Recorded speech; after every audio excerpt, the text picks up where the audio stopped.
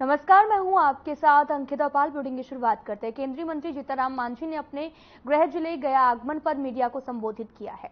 इस दौरान उन्होंने बिहार में लगातार गिर रहे पुलों की घटनाओं पर अपनी प्रतिक्रिया देते हुए अजीबोगरीबे जो बातें हैं वो कही हैं। उन्होंने कहा कि ये चिंता का विषय है कि पुल गिर रहे हैं, लेकिन 15 दिन और 1 महीना पहले पुल क्यों नहीं गिरे, अभी क्यों गिर रहे हैं? कहीं कोई साजिश तो नहीं है? क्या सरकार को जानबूझकर कहीं बदनाम करने की साजिश तो नहीं है?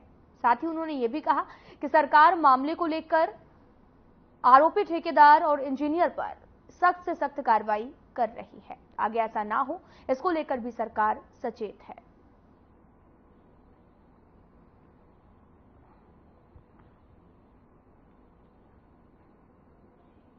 गिर रहे हैं, काहे पुल गिरे हैं, तो ऐसा तो लगता है कि साहब उसमें खराब मटेरियल लगा होगा। लेकिन आज से 15 दिन पहले या 1 महीना पहले पुल क्यों नहीं गिरा, या अभी क्यों गिर रहा है? इसमें कहीं न कहीं हमको लग रहा है कि कोई साजिश तो नहीं है कि जानबूझ करके लोग सरकार को बदनाम करने के लिए इस तरह की बात करते हैं। अब 2 महीना पहले ऐसा पुल गिरने का लगातार आपने उदाहरण देखा था। एक आध पुल कभी गिरा था, उस पर कार्रवाई हो रही थी, लेकिन लगातार पुल गिर रहा है। देखिए, ये बात तो सही है, चिंता का विषय है कि पुल गिर रहे हैं, काहे पुल गिरे हैं, तो ऐसा तो लगता है कि साहब उसमें गया में नगर निगम कार्यालय में गया नगर निगम के मेयर गणेश पासवान और स्टैंडिंग कमेटी के सदस्य मोहन श्रीवास्तव ने प्रेस कॉन्फ्रेंस की है। उन्होंने कहा कि टैक्स वृद्धि को लेकर लोगों को गुमराह किया जा रहा। गया नगर निगम ने होल्डिंग टैक्स में किसी भी तरह की वृद्धि नहीं की है। मेयर ने भी कहा कि टैक्स वृद्धि सीधे सरकार ही करती है।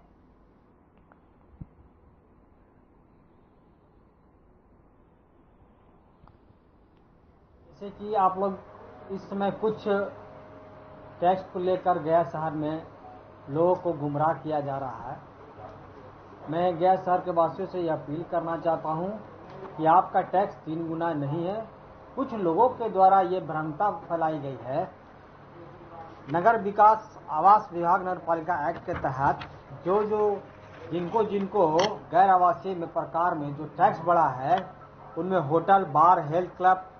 अब हम लोग 14/6 को मीटिंग किए थे सशक्त स्थायी समिति का, और ये जैसे ही ये बात आने लगा मार्केट में, 1 अप्रैल से नया टैक्सेशन वसूलना शुरू किया होगा, और 1 अप्रैल से आचार संहिता लगा हुआ था, और आचार संहिता में कोई बैठक हो ही नहीं सकती है। आचार संहिता खत्म हुआ तो मेयर साहब को डिस्टर्ब किया गया, इनके इन प्रकरण की जाति नहीं है, फलान नहीं है।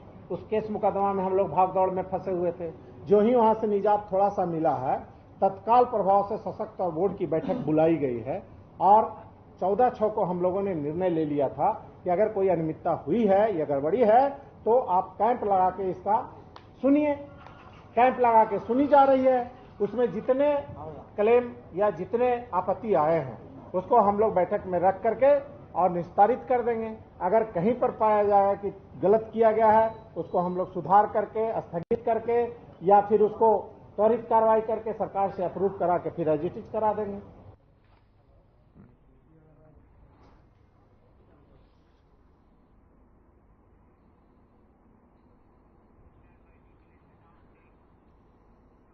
एक जुलाई से लागू होने वाले नए आपराधिक कानून को लेकर जिले के थानेदारों और पुलिस पदाधिकारियों को दी गई ट्रेनिंग का फीडबैक लेंगे। आपको बताते चलें कि तिरहुत रेंज के आईजी शिवदीप लाडे सीतामढ़ी पहुंचे हैं, जहां पर कलेक्ट्रेट में आईजी को गार्ड ऑफ ऑनर दिया गया है, जिसके बाद में आईजी और एसपी मनोज कुमार तिवारी ने परिचर्चा भवन में जिले के थानेदारों को साथ अलग अलग बैठक की है, जिसमें 1 जुलाई से आईपीसी और सीआरपीसी में भी होने वाले बदलाव को लेकर जो ट्रेनिंग दी गई है, उसको थाना स्तर पर लागू करने में क्या क्या परेशानी हो सकती है, उसका थानेदारों से फीडबैक लिया गया है। और इस दौरान जिन जिन थानेदारों को परेशानी थी, उन्होंने अपनी समस्या को आईजी और एसपी के समक्ष रखा है।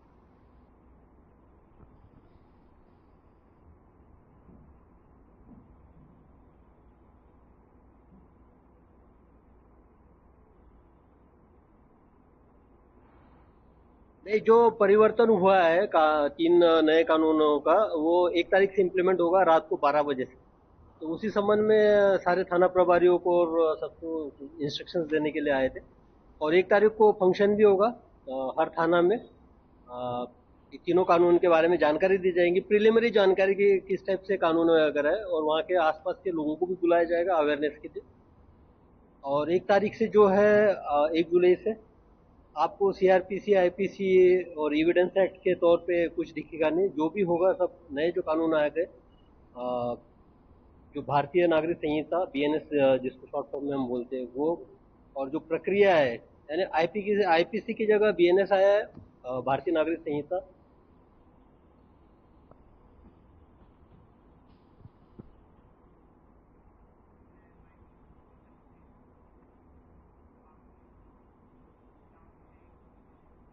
लाहौर नगरी जमशेदपुर में जन कल्याण समिति के द्वारा शहर के कई जन समस्याओं को लेकर विशाल प्रदर्शन रैली निकाली गई है। शनिवार को ये रैली साक्षी आम बगान मैदान में निकालकर जिला मुख्यालय पहुंची है, जहां इनके द्वारा देश के प्रधानमंत्री, राज्य के मुख्यमंत्री के नाम 16 सूत्रीय मांग पत्र जिले के डीसी को सौंपा गया है। और प्रदर्शन का भी नेतृत्व कर रहे समिति के अध्यक्ष शंभू चौधरी ने देश के प्रधानमंत्री से बुजुर्गों के लिए रेलवे में दिए जाने छूट को भी पुनः लागू करने की मांग की। साथ ही जमशेदपुर में जनता को जो भी परेशानी हो रही उनको देखते हुए एयरपोर्ट, एम्स का निर्माण के लिए भी मांग की गई है।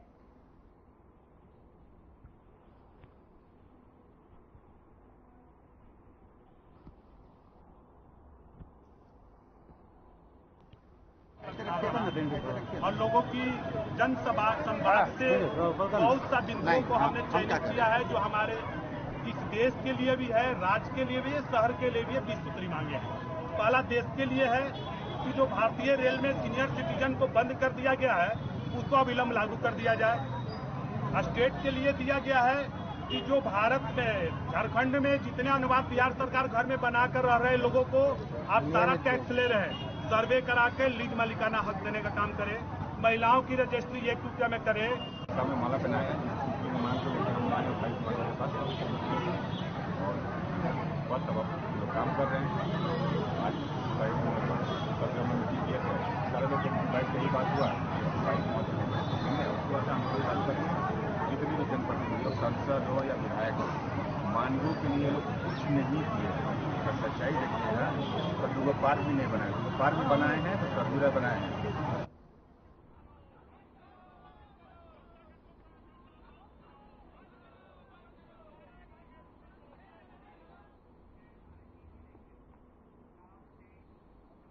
बिहार में पंचायत चुनावों को हुए लगभग 3 साल पूरे हो चुके हैं।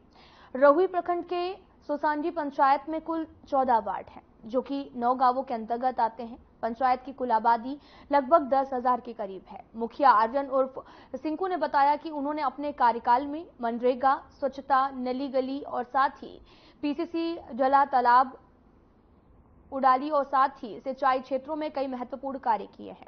मुखिया ने यह भी बताया कि मनरेगा के तहत 1.5 करोड़ रुपए की लागत से कई विकास कार्य कराए जा चुके हैं। इसके अलावा 12 कुओं का निर्माण भी कराया गया है और साथ ही जीर्णोद्धार किया गया, जो कि काम जो भी बचे हुए हैं आने वाले समय में पूरा कर दिया जाएगा।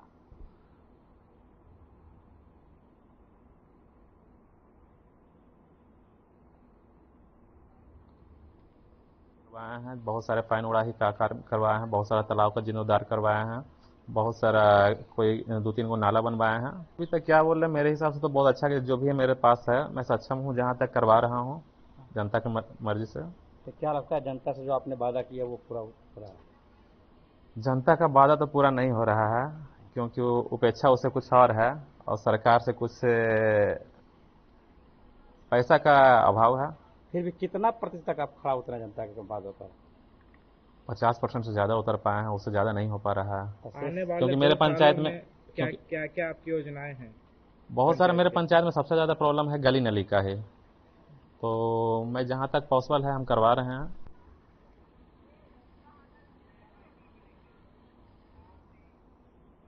कटिहार में एक विधायक इन दिनों खूब चर्चा में है। दरअसल मामला भूमि विवाद की जांच करने पहुंचे पुलिस और एमएलए के बीच में गर्मागर्मी का है।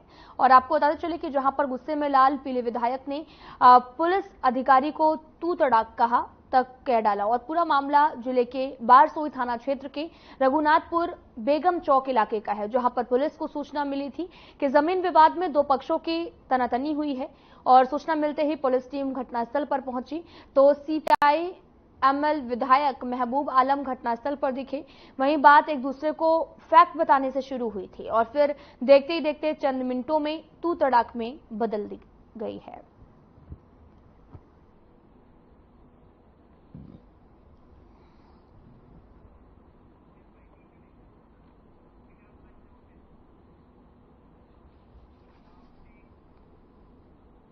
रोहतास जिले के संझौली प्रखंड परिसर में शुक्रवार को जीविका कार्यालय का उद्घाटन शुक्रवार को किया गया है और मौके पर स्थानीय अंचल अधिकारी किशोर पासवान और विकास पदाधिकारी भी मौजूद रहे।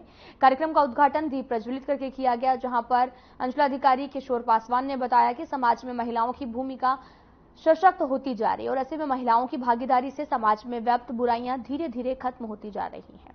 ऐसे में हम सभी महिलाओं के बीच में से आए हुए हैं, जहां कोई भी महिला माता के रूप में, बहन के रूप में, पत्नी के रूप में कहीं ना कहीं पुरुष को आगे बढ़ाने का कार्य किया है।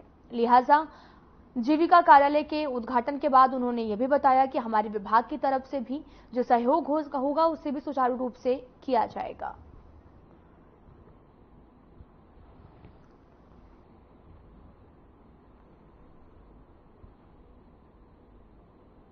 रहेगा, जिसका सम्मान होगा, उस घर में कभी भी इस तरह की समस्या नहीं है। और देखिएगा समाज में वो घर कितना आगे है। आज हम लोग यहाँ पे हैं तो घर की महिलाओं की स्थिति देखिए, उनका योगदान है, माँ का योगदान है, बहन का योगदान है, पत्नी का योगदान है। ये जो सारी चीजें हैं उसकी वजह से हम लोग यहाँ पे। नो डाउट मेहनत तो सब करता है, कौन मेहनत से पीछे हटना। एक बुरा काम करने वाला आदमी भी उतना ही मेहनत के साथ काम करता है। क्या अच्छा लग रहा है, हम लोग का ड्यूटी यहाँ पर मिलेगा करने के लिए, हम लोग करेंगे। हम लोग 3 सदस्य हैं। इनका यहाँ पे सीआरपी के तौर पर चयन हुआ है। यहाँ पर वीडियो साहब और सीओ साहब के द्वारा उद्घाटन समारोह में भाग लिया गया, उनके द्वारा जो सजेशन दिया गया कैसा लगा? सर अच्छा लगा हम लोग का। हम लोग भाई बहन के रिश्ते से ऐसे ही काम बढ़ते रहे, हम लोग करते रहे और अच्छा से हम लोग काम आगे बढ़ाएंगे। नाम बताएंगे अपना? मेरा प्रियंका कुमारी नाम है। मैं सियरवा गाँव से मजोली पंचायत से हूँ।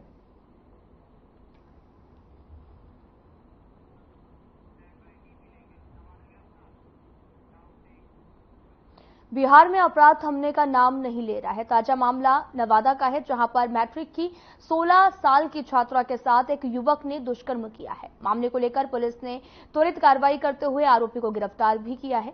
आपको बताते चले कि आरोपी युवक पीड़िता का दूर का रिश्तेदार भी बताया जा रहा है। फिलहाल पुलिस ने आरोपी के खिलाफ कई धाराओं में मामला दर्ज कर जेल भेज दिया है।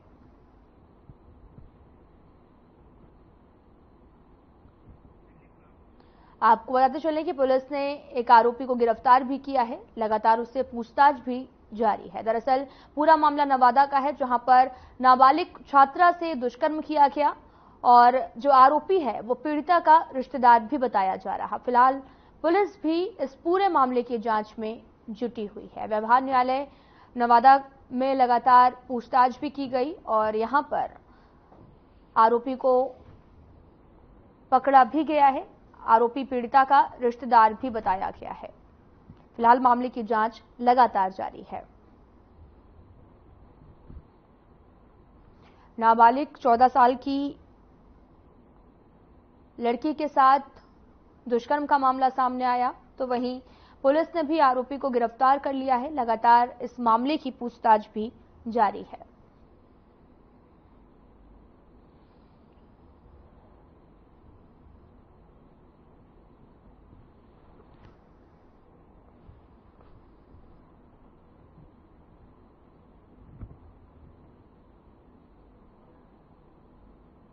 आपको बताते चलें कि व्यवहार न्यायालय का ये पूरा मामला है, जहां पर 14 साल की नाबालिग के साथ में दुष्कर्म का मामला सामने आया था। जहानाबाद शहर के बड़ी संगत मोहल्ले में पति ने नई नवेली दुल्हन के साथ रहने से इनकार कर दिया है, जिसके बाद पत्नी खुद अपने ससुराल पहुंच गई, जिसके बाद जमकर बवाल भी काटा गया। मामले की सूचना नगर थाने की पुलिस को भी दी गई। जैसे ही घटनास्थल पर पुलिस पहुंची, लड़का घर छोड़कर फरार हो गया है।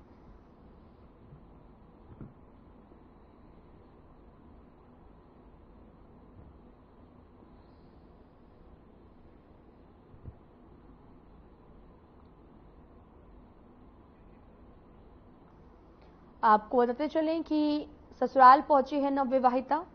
पुलिस को इस पूरे मामले की जांच भी कर रही है। दरअसल पति पत्नी में विवाद हो गया था, जिसके बाद अपना घर छोड़कर महिला पहुंची है, जिसके बाद पुलिस इस पूरे मामले को पुलिस को सूचना दी गई, जिसके बाद पुलिस ने मौके पर पहुंचकर जांच शुरू कर दी है। आपको बताते चलें कि नवविवाहिता ससुराल पहुंची थी तो फोन आया हम लोगों को कि यहाँ वो कोई घर से निकाल रहा है किसी लड़की को, तो हम लोग जस्ट पहुंचे अभी, और घर वाला जो निकाला है वो भैया नहीं है, किसी को बुला रहे हैं, पता करेंगे क्या मैटर है, कैसे क्या है। लड़की का पापा मिले हम लोग से, अपना सारा चीज बताया वो, क्या जानकारी मिली सर? जो बता रहे हैं वही मिला अभी तक तो हम लोगों को। ससुराल पक्ष का कोई नहीं मिला अभी हम लोगों को, जो बताए क्या है, और मायके पक्ष का लोग मिले हुए हैं, तो अपना वो बताए कि अभी इनका शादी हुआ 16 दिसंबर को। हस्बैंड नहीं रखना चाहते, बोलते कि 1.5 महीना रख के घर आ ही नहीं, लेने के लिए आ ही नहीं रहे। 6 महीने से बोल रहे हैं आइए आइए, नहीं आ रहे तो हल्ला कर दिए कि भाग गई है, जबकि मैं घर ही पर हूँ, घर से कभी नहीं बाहर निकली हूँ। पता नहीं क्या है मन में कि नहीं रखना चाहते हैं 1.5 महीना रख के। ऐसे कुछ तो सुने हैं कि एक लड़की के चक्कर में फंसे हुए हैं। आज मैं घर में घुसी तो जबरदस्ती नहीं निकल रहे थे, तो जबरदस्ती घींच के निकाले हैं। हस्बैंड ही निकाले हैं, साड़ी उड़ी सब फाड़ दिए हैं, चूड़ी उड़ी सब फोड़ दिए हैं। जबरदस्ती मैं नहीं भी निकल रही थी, फिर भी जबरदस्ती निकाले हैं।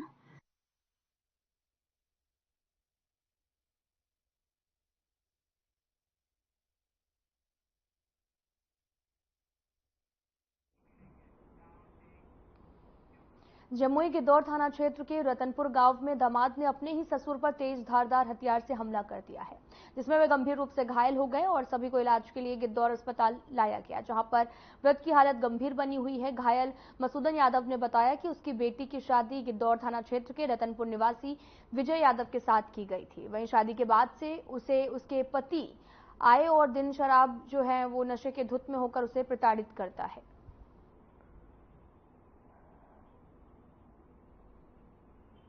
क्या मामला हुआ, क्यों मारपीट हुआ? विजय जब मारा करती मामला क्या हुआ? मार डंगा करता है, भगात के 2 दिन रहता है गाँव में, आकर बाद माँ बाप आकर पंचायत करते हैं और पुलिस मुखिया पंचायत बैठे तकले के बाद हमरा कागज बना दे, बार बार ये रंग करूँगा। कौन मारपीट करता आपके साथ? पति। हाँ। क्या विवाद क्या? विवाद ये है कि मैं घर में नहीं रहने देगा। क्यों नहीं रहने देता? नहीं रहने देगा, तुमको घर में आगे से रखा थी। क्या मामला हुआ, क्यों मारपीट किया गया आपके साथ? यह सर 3 दिन से बेटी को चरवाए लेके बाहर कर दिया, कहते हैं दवा। उसके बाद हमको फोन किया तो हम वहाँ से चले भोरे, परिवार भी आया। आज तो दोपहर बुला के पंचायती किया, मुखिया सामने पंचायती ने मान लिया, और बाद में शाम से आया और खड़िया पर हम आराम कर रहा थे।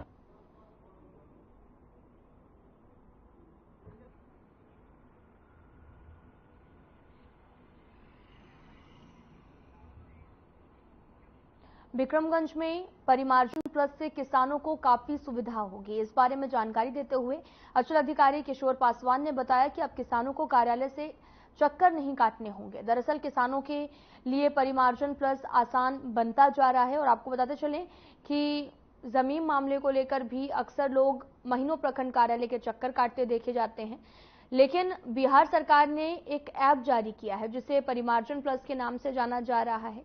इस पर किसान अपनी जमीन की रसीद और अपनी जमीन की जानकारी आसानी से कर सकते हैं और ऐसे में अब उन्हें अंचल कार्यालय के चक्कर नहीं काटने पड़ेंगे। अंचल अधिकारी ने बताया कि यह सूचना इसलिए साझा की जा रही ताकि लोगों तक इसकी जानकारी पहुंचे और लोगों में जागरूकता भी बढ़े।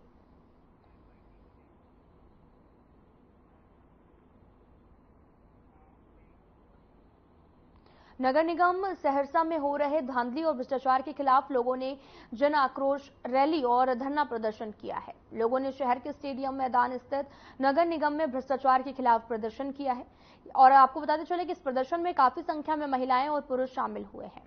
रैली में शामिल हजारों की संख्या में शामिल लोगों ने नगर निगम के विरोध के जमकर नारेबाजी की है। धरने में शामिल लोगों ने नगर निगम के खिलाफ आक्रोश जताते हुए कहा कि सहरसा नगर परिषद से नगर निगम बनने के बाद लोगों को काफी खुशी भी हुई है। अब सहरसा का विकास होगा, लेकिन आज सहरसा नगर निगम नरक निगम में तब्दील हो गया है। निगम क्षेत्र में जगह जगह गंदगी है, जल जमाव से लोग परेशान हैं, शहर में नाले की समस्या है, जबकि निगम के अंदर दो एजेंसियां साफ सफाई का काम करती हैं, जिस पर करोड़ों रुपए खर्च हो रहा, लेकिन यह सब सिर्फ कागजों पर हो रहा है। एक वर्ष बीत जाने के बाद भी जनहित के लिए एक भी कार्य नहीं किया गया है। जो भी इक्का दुक्का कार्य किया जा रहा है, वो इक्का दुक्का कार्य में व्याप्त भ्रष्टाचार है। यहाँ पे ये पहले जो कुछ दिन पहले कम्बल का हुआ था वितरण, वो कम्बल का वितरण में शोषित वंचित किसी भी वार्ड में किसी भी शोषित वंचितों को कम्बल नहीं मिला, लेकिन कम्बल के नाम पे लाखों रुपये का उठाव हो गया, तो भ्रष्टाचार हुआ। तो जितना और सबसे बड़ी बात है कि यहाँ पे दो एजेंसी, वो सफाई के लिए यहाँ पे दो एजेंसी का चयन हुआ है।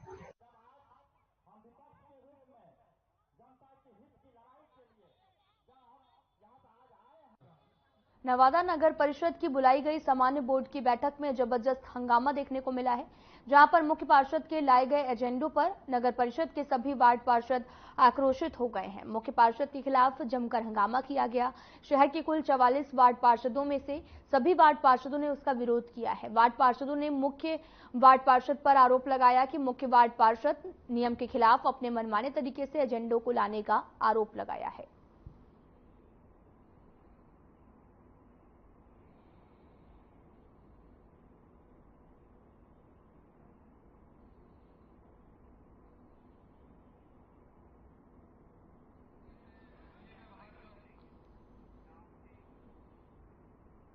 खबर सहरसा से है, जहां पर सिमरी बख्तियारपुर थाना पुलिस ने भारी मात्रा में विदेशी शराब को बरामद किया है।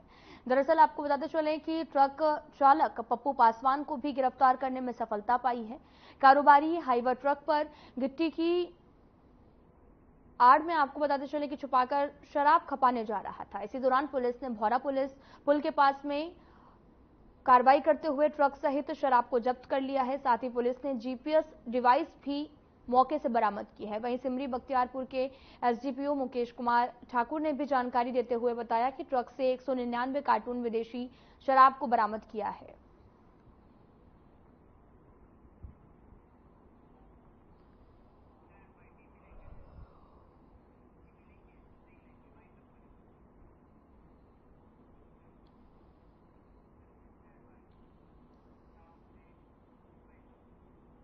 फिलहाल इस वीडियो में इतना ही। नमस्कार।